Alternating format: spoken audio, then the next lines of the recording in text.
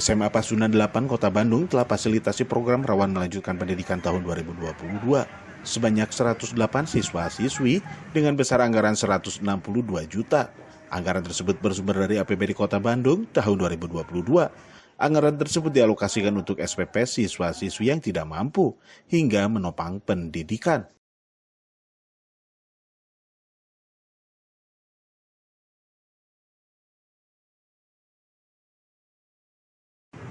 Program RMP di SMA Pasundan 8 Bandung telah berjalan sesuai dengan harapan pemerintah dan masyarakat, yakni membantu biaya sekolah siswa-siswi dari kalangan rawan melanjutkan sekolah.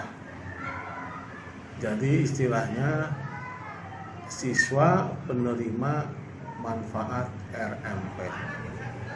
Alhamdulillah semuanya sudah dilaksanakan oleh sekolah sesuai dengan anggaran pemerintah, sesuai dengan proposal bahwa RMP ini diperuntukkan bagi anak-anak yang rawan melanjutkan sekolah. Adapun pemanfaatan di sekolah itu bervariasi sesuai dengan situasi yang berkembang pada saat itu. Seperti sekarang dipakai untuk pengadaan sarana belajar seperti mengganti kursi belajar.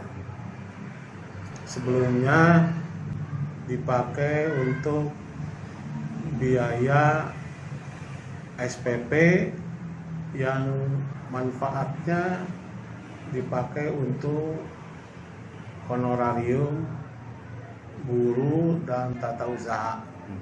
Ya, kegiatan RMP ini diberikan kepada para siswa yang telah memperoleh, diberikan kepada para siswa yang memang layak untuk mendapatkannya.